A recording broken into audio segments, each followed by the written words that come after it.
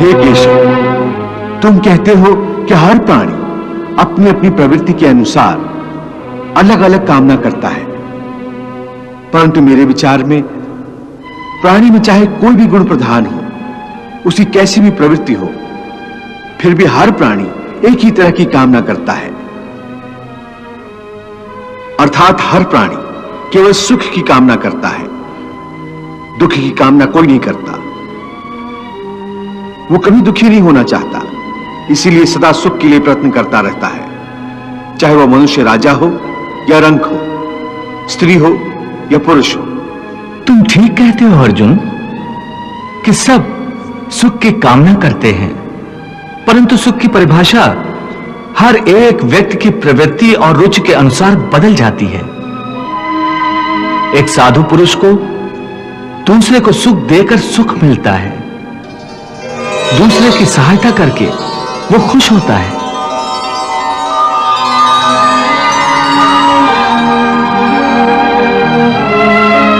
और एक नीच प्रवृत्ति वाला मनुष्य किसी को दुख देकर सुखी होता है। दूसरा सुखी हो तो उसे दुख होता है।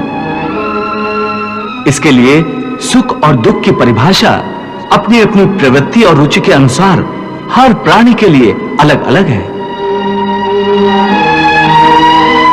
वैसे भी क्या किसी को स्थायी सुख प्राप्त होता है? नहीं होता।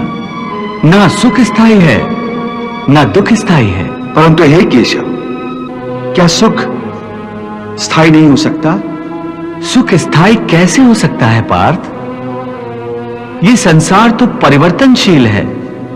यहां हर क्षण परिवर्तन होता रहता है पार्थ। परिवर्तन तो प्रकृति का नियम है। यहां कोई भी वस्तु स्थायी नहीं होती। तुम्हें याद होगा, मैंने तुम्हें पहले ही बताया था कि हमारे शरीर की अवस्थाएं भी स्थायी नहीं हैं। फिर सुख और दुख कैसे स्थायी हो सकता है?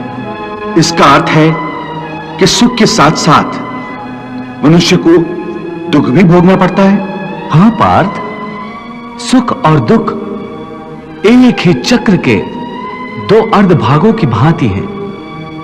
यह चक्र चलता रहता है, चलता रहता है।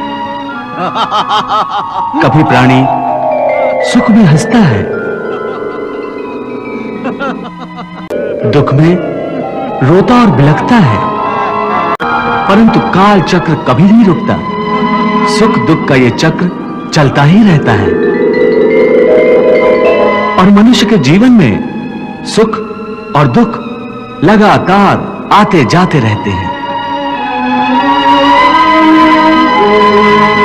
न चक्र ठहरता है, न ही सुख या दुख मनुष्य के जीवन में ठहर पाते हैं। यदि सुख आया तो वह सदा नहीं रहेगा, और यदि दुख आया तो वो भी सदा नहीं रह पाएगा। देवी, प्रभु की दिव्य वाणी के रूप में आज समस्त मानव जाति के लिए एक नए अध्याय की रचना हो रही है। प्रभु कितने आसान और प्रभावशाली शब्दों में जीवन के भेदों को समझा रहे हैं। कर्म योग की गुत्थियां खोल खोल कर बता रहे हैं। प्रभु के गुरु उपदेश को यदि मनुष्य भक्ति भाव से ग्रहण करके उसे अपना आचरण बना ले, तो उसे कोई भी धर्म के रास्ते से हटा नहीं सकेगा। इसलिए हे पार्थ, अनासक्ति योग के द्वारा कामनाओं पर विजय पाना अति आवश्यक है। क्योंकि कामनाओं की पूर्ति होकर भी कभी नहीं होती। मनुष्य बूढ़ा हो जाता है, परंतु आसक्ति जनित कामनाएं कभी बूढ़ी नहीं होती, कभी बूढ़ी नहीं होती।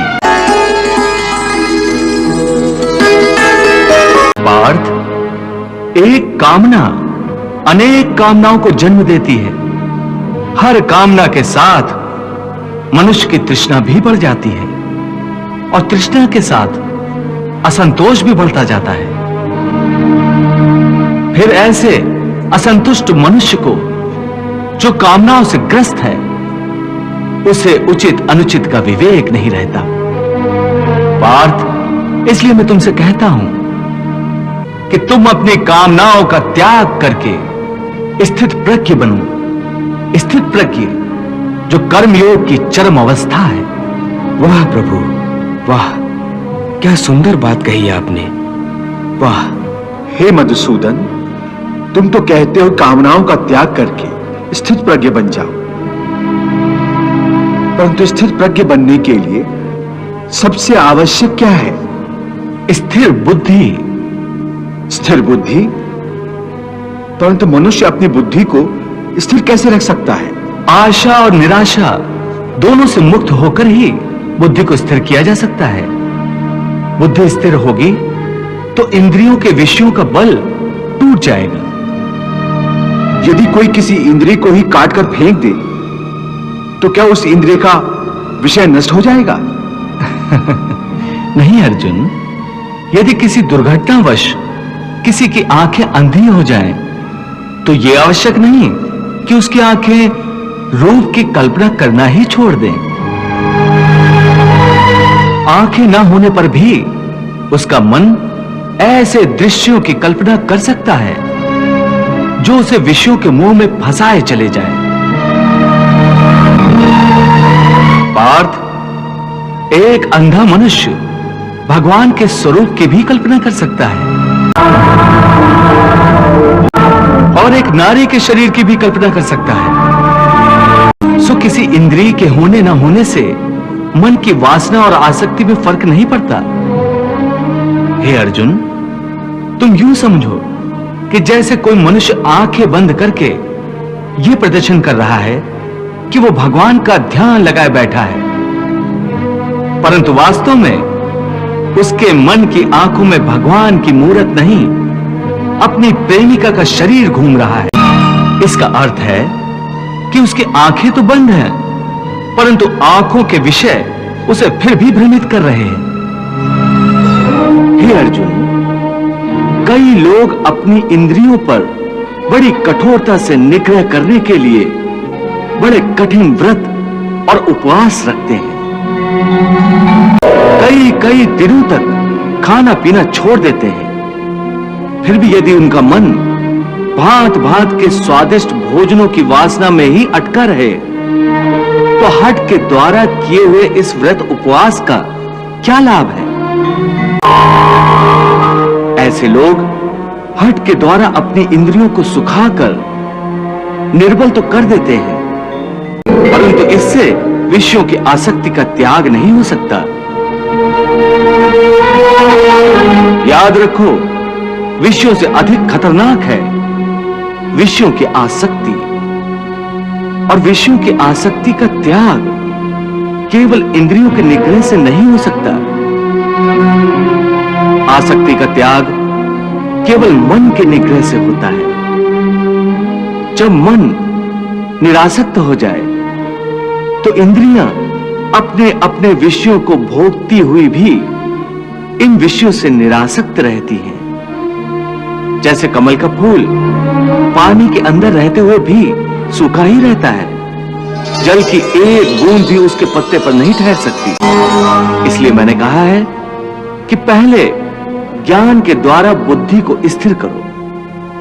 बुद्धि मन को स्थिरता देगी, फिर मन इंद्रियों को इस प्रकार विषयों से खींच लेगा जिस प्रकार एक कछुआ खतरे की जरा सी आहट पाते ही अपने अंगों को अपने भीतर ही समेट लेता है। हे पार्थ, यदा संघर्ते चायम कूर्मो अंगानीन सर्वशः इंद्रियाणि इंद्रियार्थेभ्यस् तस्य प्रज्ञा प्रतिष्ठिता।